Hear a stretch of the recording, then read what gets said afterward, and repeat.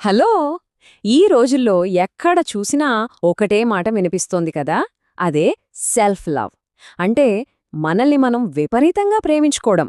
నిరంతరం మనల్ని మనం ఎలా మెరుగుపరుచుకోవాలి, మన అవసరాలేంటి అని ఆలోచించడం ఈ ఆధునిక సమాజంలో ఒక పెద్ద ట్రెండ్ అయిపోయింది.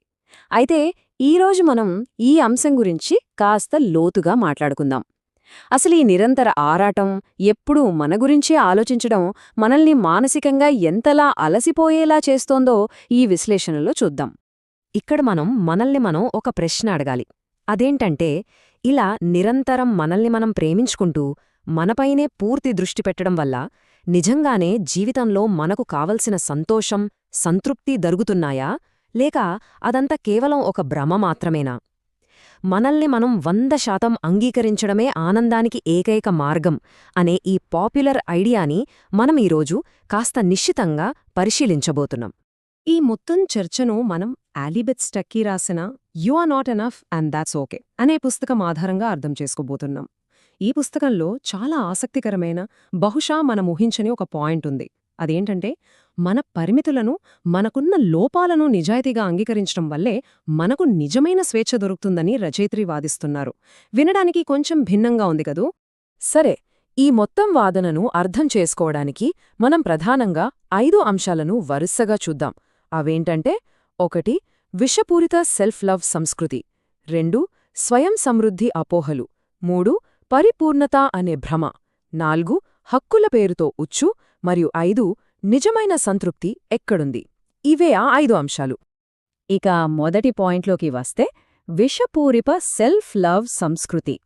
ఇదొక అలసిపోయే వలయమని చెప్పొచ్చు. ఆలిబెత్ స్టక్కీ దృష్టిలో ఎప్పుడూ మనమీదే మనం పూర్తి ఫోకస్ పెట్టడం వల్ల నిజంగా మనలో ఆత్మవిశ్వాసం పెరగదు. పైగా మన అభద్రతా భావాలు, మనలోని లోపాలు ఇంకా ఎక్కువగా కనిపిస్తాయి. ఎలాగైనా సరే మనల్ని మనం పర్ఫెక్ట్గా మార్చుకోవాలని ఈ ప్రయత్నముంది చూశారు. అది ఎప్పటికీ ముగియని ఒక అలసిపోయే సైకిల్ లాంటిది అని ఆమె వివరిస్తున్నారు. ఇప్పుడు మనం రెండో విభాగానికి వెళదాం. అదే స్వయం సమృద్ధి అపోహలు. అంటే నిజంగా మనకు మనమే సరిపోతామా అని. మనం తరచుగా వినే మొదటి అపోహ లేదా మిత్ యు ఆర్ ఎనఫ్ అంటే మీకు మీరే సరిపోతారు అని. ప్రస్తుత సంస్కృతి పదే పదే ఇదే చెబుతోంది కదా. కానీ దానికి కౌంటర్గా రచయిత్రి ఏమంటున్నారంటే, మన లిమిటేషన్స్ అంటే మన పరిమితులను, లోపాలను ఒప్పుకోవడమే వ్యక్తిగత అభివృద్ధికి చాలా ముఖ్యమని స్పష్టం చేస్తున్నారు. అవును, మన సహజమైన అసంపూర్ణతలను అంగీకరించినప్పుడే నిజమైన ఎదుగుదల సాధ్యమవుతుందట. దీన్ని మరింత స్పష్టంగా చెప్పడానికి ఆమె ఒక మంచి ఉదాహరణ తీసుకున్నారు. చిన్నప్పుడు మనం ఏమేమో సాధించేయాలి అని పెద్ద పెద్ద కలలు కంటాం కదా. కానీ వయసు పెరిగే కొద్దీ రియాలిటీ ఏంటో మనకు అర్థమవుతుంది. ఆ కలలన్నీ వాస్తవ రూపం దాల్చవని తెలుస్తోంది. అందరూ వాళ్ళనుకున్నదంతా అయిపోలేరు. ఇలా మన పరిమితులను తెలుసుకోవడం అనేది నిరాశపడటం కాదు, అది వాస్తవాన్ని అర్థం చేసుకోవడం అని రచయిత్రి వివరిస్తున్నారు. ఇది నిజంగా ఆలోచించాల్సిన విషయమే. ఇక రెండవ అపోహకొస్తే, మీ సత్యాన్ని మీరే నిర్ణయించుకుంటారు అనేది. అంటే మనకు ఏది అనిపిస్తే అదే రైట్ అని చెప్పడం. కాని రచయిత్రి వాదనేంటంటే, మన భావోద్వేగాలు చాలా మోసపూరితమైనవి. కేవలం ఆ క్షణంలో మనకు కలిగే ఫీలింగ్స్ ఆధారంగా వాస్తవాన్ని నిర్ణయించకూడదు. సత్యమనేది ఎప్పుడూ ఒక బాహ్య పునాది మీద ఆధారపడి ఉండాలి. ముఖ్యంగా ఆమె తన నమ్మకం ప్రకారం అది దేవుని వాక్యంలాంటి ఒక బలమైన ఫౌండేషన్ మీద ఆధారపడాలని సూచిస్తున్నారు. సరే, ఇప్పుడు మనం మూడవ విభాగానికి వచ్చాం. అదే పరిపూర్ణత అనే భ్రమ. అంటే మన లోపాలు మరియు మన స్వీయ రూపం. సమాజంలో బాగా వినపడే మూడవ అపోహ. మనం ఎలా ఉన్నామో అలాగే పర్ఫెక్ట్గా ఉన్నామని. కాని దీన్ని రచయిత్రి ఒక మాయగా కొట్టిపారేస్తున్నారు. మనుషులన్నాక సహజంగానే మనందరిలో లోపాలుంటాయి, అది చాలా కామన్ అని ఆమె అంటున్నారు. అసలు మీరు పర్ఫెక్ట్ అని నమ్మించడం వెనుక మనల్ని మనం మరింత మెరుగుపరుచుకోవాలి అని చెప్పి వాళ్ల ప్రోడక్ట్స్ అమ్ముకునే పెద్ద వ్యాపార వ్యూహం కూడా దాగి ఉంటుందని ఆమె వివరిస్తున్నారు. ఇంట్రెస్టింగ్ పాయింట్ కదా. దీనికి ఉదాహరణగా మిడిల్ స్కూల్ వయసులో పిల్లలు ఎదుర్కొనే కన్ఫ్యూజన్ని ఆమె ప్రస్తావించారు. ఆ వయసులో అంతా బాగున్నట్టే ఉంటుంది కాని ఏదో తెలియని వెలితి ఫీలవుతుంటారు. అలాగే ఇప్పుడు బాగా ట్రెండ్ అవుతున్న బాడీ పాజిటివిటీ మూమెంట్ని కూడా ఆమె విమర్శిస్తున్నారు. మన శరీరాన్ని మనం అంగీకరించడం మంచిదే, కానీ ఆరోగ్యపరమైన అవసరాలను పక్కన పెట్టేసి కేవలం మన ఫిజికల్ ఇమేజ్తోటే మన వాల్యూని ముడిపెట్టడం ఏమాత్రం కరెక్ట్ కాదని ఆమె వాదిస్తున్నారు. ఇక 4వ విభాగానికి వెళ్దాం. అదే హక్కుల పేరుతో ఉన్న ఉచ్చు. అంటే మన కలలు మరియు స్వార్థాన్ని వదులుకోవడం గురించి. 4వ అపోహ ఏంటంటే మీ కలలన్నీ నెరవేరడం మీ హక్కు. అంటే కేవలం మనం పుట్టినంత మాత్రాన మన కలలన్నీ తీరిపోవాలి అని అనుకోవడం. రచయిత్రి దీన్ని బలంగా సవాలు చేస్తున్నారు. సక్సెస్ అనేది ఎవ్వరికీ పుట్టుకతో వచ్చే హక్కు కాదు. దానికి ఎంతో కష్టం, డెడికేషన్, అలాగే బాధ్యతాయుతమైన కృషి అవసరమని ఆమె వివరిస్తున్నారు.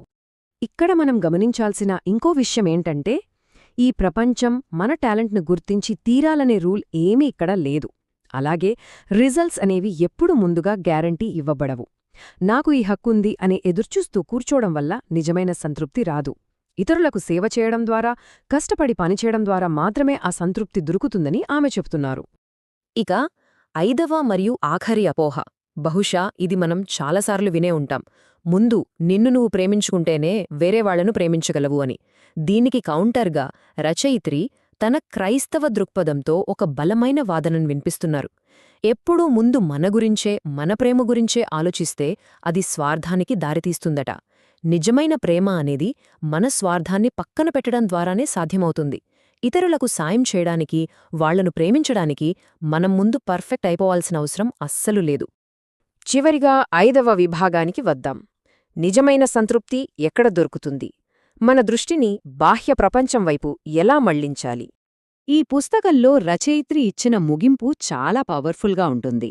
మన సొంత ఆలోచనల చుట్టూ తిరగడం వల్ల, లేదా ఈ సెల్ఫ్ లవ్ ట్రెండ్ వల్ల కాకుండా మన సృష్టికర్త అయిన దేవునిపై ఆధారపడటం ద్వారా మాత్రమే మనకు నిజమైన గుర్తింపు, విలువ దొరుకుతాయని ఆమె చెప్తున్నారు. అంటే మన ఫోకస్ని ఎప్పుడూ మనమీదే ఉంచుకోకుండా దేవుని వైపు, అలాగే ఇతరులకు సాయం చేయడం వైపు మళ్లించాలని ఆమె సూచిస్తున్నారు. మరి ముగించే ముందు మనమందరం ఆలోచించాల్సిన ఒక ప్రశ్న.